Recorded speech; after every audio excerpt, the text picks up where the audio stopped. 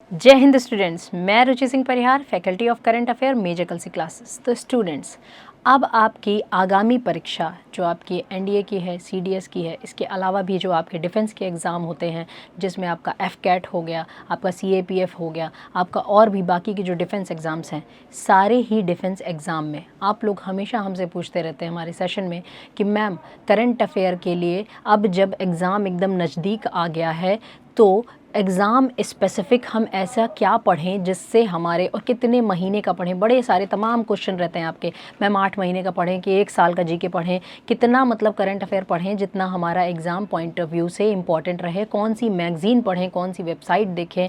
तो इन सारे ही प्रश्नों का आंसर देने आज हम आए हैं आपको बताने, और आपके 3 सितंबर के पेपर के लिए आपको किस तरह से तैयारी करनी है, क्या अप्रोच रखना है आपके एग्ज़ाम के लिए, ये सारी ही बातें बताने आपको आए हैं। तो चलिए फिर शुरुआत करते हैं। सबसे पहले हम शुरुआत करते हैं पेपर के एनालिसिस से। आपके एग्ज़ाम में करंट अफेयर की ग्रेविटी क्या है, यानी कि करंट अफेयर के प्रश्न जो आते हैं किस प्रकार से पूछे जाते हैं, किन सेक्शन से पूछने जाते हैं। तो सबसे पहले तो आप लोग हैं डिफेंस के एस्पिरेंट्स, यानी कि डिफेंस का सेगमेंट काफ़ी इंपॉर्टेंट होने वाला है, और भू राजनीतिक यानी कि जियोपॉलिटिक्स का सेगमेंट इंपॉर्टेंट होने वाला है। साइंस एंड टेक यानी कि नई प्रौद्योगिकी, नई विज्ञान के क्षेत्र में कोई नई टेक्नोलॉजी आई है तो उसके बारे में आपका इंपॉर्टेंट हो जाता है। सरकार ने कोई नई योजना चलाई है, योजना के बारे में, अब वो योजना स्वास्थ्य क्षेत्र की है, शिक्षा क्षेत्र की है या रक्षा क्षेत्र की है, वो आपका इंपॉर्टेंट हो जाता है। और फिर इसके अलावा भी जो इंटरनेशनल पॉलिटिक्स में, इंटरनेशनल रिलेशन में, अंतर्राष्ट्रीय संबंधों में किस देश के साथ, जैसे भारतीय पीएम की यात्रा, अभी रिसेंटली अमेरिका की यात्रा हुई है, तो ये अमेरिका की यात्रा बहुत ज़्यादा इंपॉर्टेंट हो जाती है। इसके बाद जो अंतर्राष्ट्रीय संगठन हमारे हैं, जैसे G20 की अध्यक्षता भारत को मिली हुई है, तो इस संगठन के बारे में थोड़ा बहुत आपको जानकारी होनी चाहिए। तो क्योंकि अभी जैसे अगर हम देखें कि रीसेंट वाला जो 16 अप्रैल का एग्ज़ाम हुआ था, इससे पहले जो आपका एफकैट के एग्ज़ाम जो आपके फरवरी में हुए थे, है ना, तो इसमें आपका ये इस तरह से देखा जा सकता है कि क्वेश्चन क्या इन सारे संगठनों से आए थे, तो जी हाँ बिल्कुल आए थे। अगर इसी बार की हम परीक्षा की देखें तो एनडीए के पेपर में हमारे जो 9 क्वेश्चन करंट अफेयर से आए थे, हमेशा ऐसे ही आते 10, 11, 9, है ना।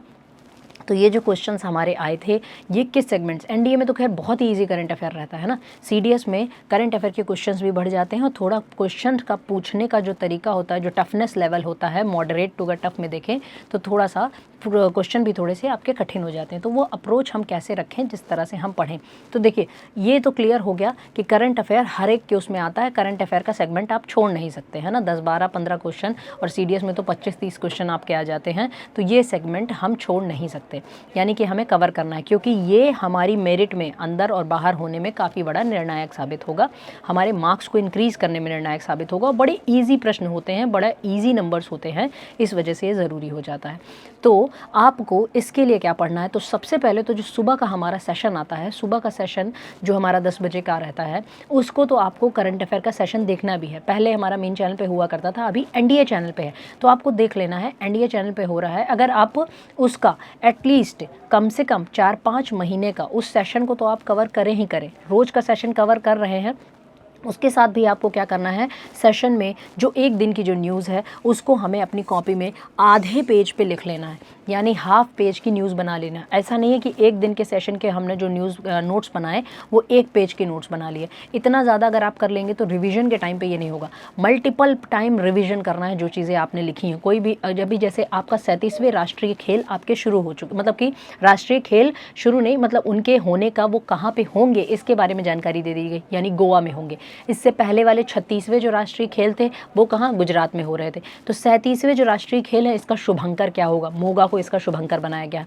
अभी रिसेंट में आपके जो मैचेस हो रहे हैं, जो स्पोर्ट्स के सेक्टर से भी आपकी न्यूज़ पूछी जाती है, आपसे क्वेश्चंस पूछे जाते हैं, कोई अवार्ड मिला है ना, जैसे अभी रिसेंटली गांधी शांति पुरस्कार दिया गया है, तो इसके बारे में हमने आपको पढ़ाया, किसको मिला है, गीता प्रेस गोरखपुर को ये अवार्ड दिया गया है, ठीक है। तो इसके बारे में हमें जानकारी संपूर्ण होनी चाहिए। इसके अलावा पीएम मोदी की जो यात्राएं हुई हैं, जैसे इससे पहले वो G7 जैसे G20 की अध्यक्षता हमारा देश कर रहा है, उसी तरह इस बार के G7 की अध्यक्षता जो 7 देशों का, विश्व की 7 अग्रणी अर्थव्यवस्थाओं का जो एक पूरा समूह है, उसकी अध्यक्षता कौन कर रहा था? जापान।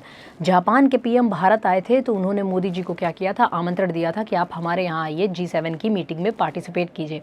वहाँ पे इंडियन पीएम गए हुए थे। फिर वहाँ से वो पापुआ न्यू गिनी गए। तो पापुआ न्यू गिनी मैप में कहाँ है आपको पता होना चाहिए। यानी करंट अफेयर में हम साइंस भी पढ़ रहे हैं, हम आपको इसको क्या कहते हैं, इतिहास भी पढ़ रहे हैं, ज्योग्राफी पढ़ रहे हैं, हर चीज़ मैपिंग भी हम उसी में देख रहे हैं। यानी कि ये एक तरह से आपके जो इंडिविजुअल सारे जीएस के सब्जेक्ट्स होते हैं, इन सारे सब्जेक्ट्स का समग्र रूप आपको किस में मिल जाता है?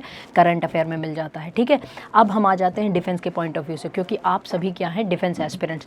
तो डिफेंस की कोई भी एक न्यूज़ हमारी आपसे हमसे जो है छूटती नहीं है। हमारे सेशन में सारी न्यूज़ आपकी कवर की जाती हैं।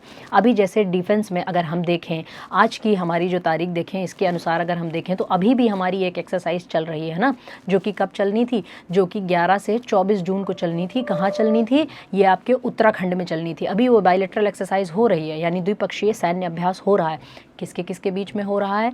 इंडिया और मालदीव्स के बीच में हो रहा है। उसका नाम क्या है? एक्वेरिन। तो ये एक्सरसाइज हमारी कंडक्ट हो रही है। इसके अलावा एक्सरसाइज खान क्वेस्ट जो मंगोलिया कराता है, ये क्या है? मल्टीनेशनल यानी बहुराष्ट्रीय अभ्यास है। तो ये अभ्यास हो रहा है। तो इस तरह के डिफेंस एक्सरसाइजेस के बारे में आपको पता होना चाहिए कि कौन सा अभ्यास कौन से देश के साथ हो रहा है। अब दुश्मन देश के साथ तो होगा नहीं, मित्र देशों के साथ ही होगा। फिर उसके बाद हमने अभी अपने कुछ रक्षा उपकरण जो हमारे देश में बने हैं, हमने अपना टारगेट रखा है कि भाई 35,000 करोड़ का सामान जो रक्षा उत्पाद होगा हम दूसरे देशों को बेचेंगे। और कब तक बेचेंगे? 2025 तक, जिसमें से 16,000 करोड़ का टारगेट हम अपना पूरा कर चुके हैं। यानी कि अभी जो बचा है उसको भी हमें पूरा करना है। इसी क्रम में मेक इन इंडिया जो हमने मिशन चलाया था, इसी क्रम में अभी जो पीएम मोदी कहाँ पे गए हुए थे? अमेरिका। एक आपके एग्रीमेंट पे साइन हुआ है। वो एग्रीमेंट क्या है कि भाई अब आपका क्या होगा? जेट इंजन जो बनाने की टेक्नोलॉजी है। अब एक चीज़ समझिए, जेट इंजन बनाने की टेक्नोलॉजी अभी विश्व में केवल 4 देशों के पास है ना। कौन कौन है? यूएस है, रशिया है, यूके है, आपका फ्रांस है। 5वां देश हमारा भारत देश बन जाएगा अगर अमेरिका ये टेक्नोलॉजी हमें ट्रांसफ़र कर देता है। हालांकि ये टेक्नोलॉजी अब ट्रांसफ़र होगी। तो तेजस जो हम अपना इंडिजीनियस यानी स्वदेशी रूप से बना रहे हैं, इस तेजस का जो दूसरा पार्ट आएगा, तेजस मैक 2। मैक मतलब क्या होता है? मैक मतलब होता है स्पीड ऑफ साउंड, यानी ध्वनि की स्पीड। अब ध्वनि की स्पीड से 2 गुना, यानी है ना सुपरसोनिक। तो ये स्पीड से चलने वाले जो आपका हमारा एयरक्राफ्ट होगा, तो ये एयरक्राफ्ट हमारा इंडिजीनियस है। तो ये हमारे देश में अगर ये चीज़ें बनेंगी तो हमारे देश में जॉब जनरेशन होगा, बहुत सारी चीज़ें। इन सारी बातों का, इन सारे ही अवेयरनेस के पॉइंट ऑफ व्यू, इन सारी चीज़ों की जानकारी आपको होनी चाहिए।